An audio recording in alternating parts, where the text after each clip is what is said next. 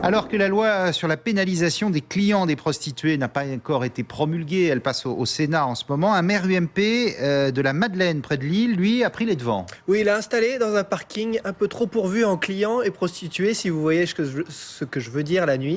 Ce type de panneau, clients de prostituées, ici, vous êtes filmés. J'ai bien conscience qu'avec des caméras, je ne vais pas éradiquer, résoudre la prostitution.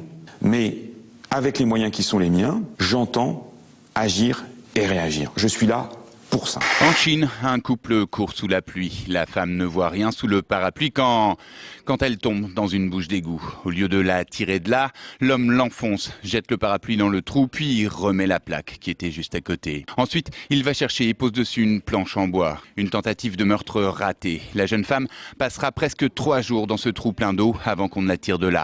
En Suède, un jeune virtuose de l'informatique récompensé. Âgé de 13 ans, Mathias Kujala vient de trouver une faille dans le système informatique du géant Google. J'étais tellement content, j'ai sauté, j'ai crié.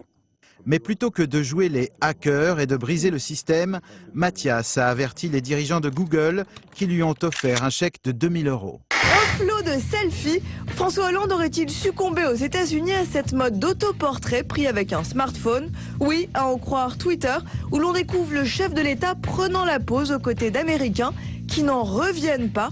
Un vrai festival. Il y a aussi la version française. Ne vous mettez pas dessus, hein. C'est fini. Thank you to be there for your works and your projects. To go to Mars? Hopefully at some point, yes. Ok, il assure un minimum. Là, il s'adresse à quelqu'un qui travaille dans le développement spatial, aérospatial, et la discussion commence. Is your special fusée? Et pour la Saint-Valentin, certains offrent des fleurs, d'autres des chocolats, mais pas Laetitia Hallyday. Pour la fête des amoureux, c'est un âne qu'elle a offert à Johnny. Oui, un âne, vous avez bien entendu. Pas franchement le comble du romantisme, mais l'épouse du rocker souhaitait se rebeller contre la tradition. Le couple star a vite choisi un prénom pour le nouvel arrivant, baptisé Georges.